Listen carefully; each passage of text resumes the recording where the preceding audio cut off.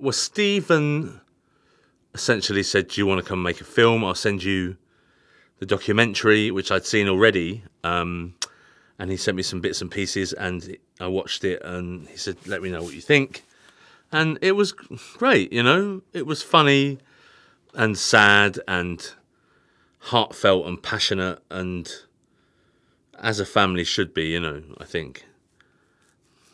Despite its foibles and its problems, and, you know, as an actor and as a person, I think it spoke to me in terms of what amazing people.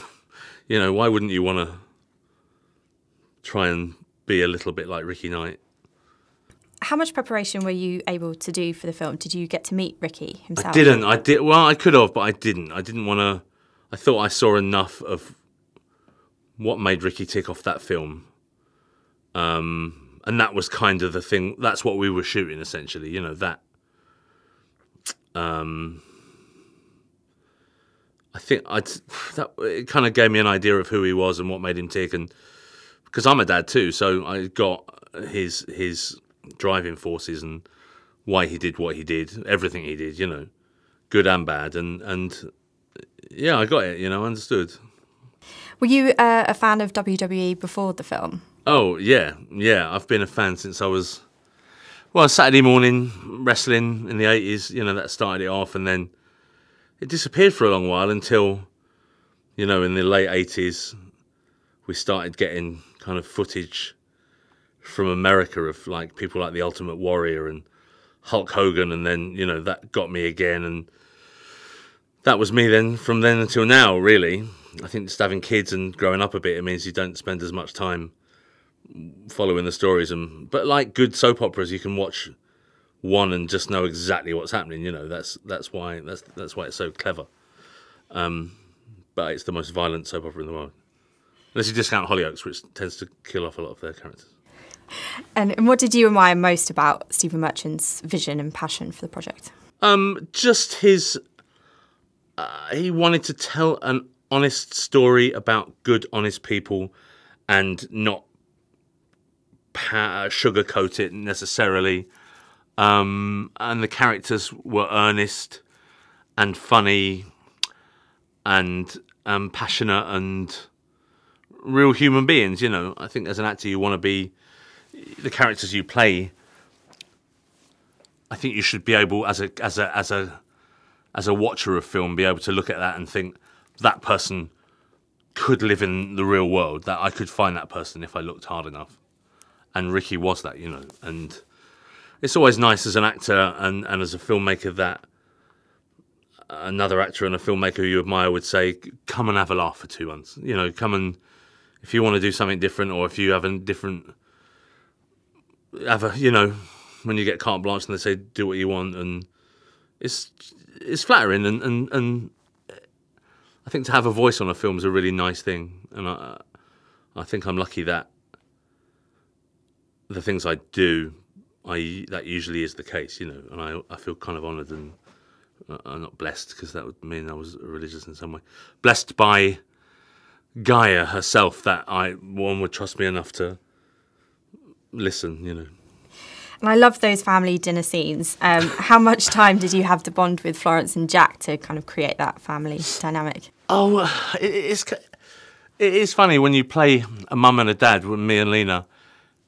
You actually then, you kind of oddly in that vibe, you know. So me and Lena hung out a lot, and Jack and Florence hung out a lot, because that's kind of our age bracket, even though we're not related at all. Or the dinner scenes were difficult, in as much as there were lots of funny people around the table, and Julia Davis is too much.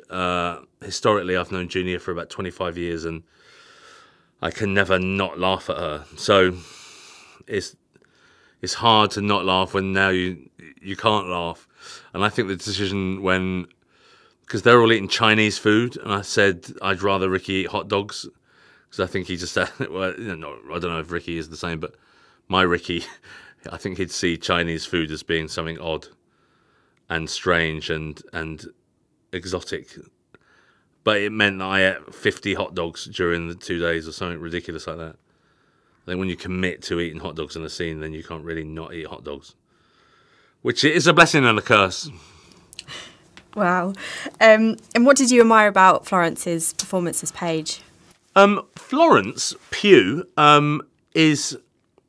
she's a lovely woman. She is a fantastic actor, and I think I've seen young actors before who are very good and who aren't necessarily... They only know one side of how the business works, and that is in front of the camera, which I think is always a bit of a mistake in terms of knowing the whole business and how it all works and what this lady does and what that fella does. And but not so with Florence Pugh. I was impressed with her work ethic and the commitment she put into the role, and the fact that she knew everyone on set, and you know, it's important because you all have to work together for months in some cases. She was smashing. Jack was amazing. Great bod, if you don't mind me saying. Lena was fantastic. Great wig. Stephen's very tall. I'll see you at the BAFTAs. And we have to talk about Dwayne Johnson as Yeah. well. I know you don't share any scenes with him on screen.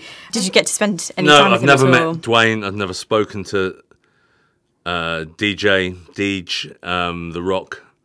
I'm hoping to. It'd be nice. We're going to Utah in a few weeks, and I'm hoping he'll be there. I'm kind of nervous. It's The Rock, you know. I like The Rock and his eyebrow and the people's elbow for, you know. I think I could. It's probably 1,000 times when I've seen The Rock rip off his elbow pad that, you know, me and Simon would jump up and scream, "It's the people's elbow!" We knew what was coming, you know, and I think it never diminished our joy, no matter how many times we saw it. A fun one to end on. If you were a WWE superstar, Yeah. what would your name be? Cockney lump, And what would your signature move be? storm in a teacup. It's as if I've prepped for this question, but I've written a film where I'm a wrestler. I've had it for about 10 years, and yeah, he's a pearly king. So someone hands him a big cup and a saucer full of hot tea, which confounds the other wrestler, who then walks forward, and I dash the hot tea in his face, and then smash the cup on his head, and then beat him into submission. Ladies and gentlemen, you're watching Hey You Guys! Hey You Guys, huh? Hey, you guys. Is that from the Goonies? It is indeed, yeah. Nice. Hey,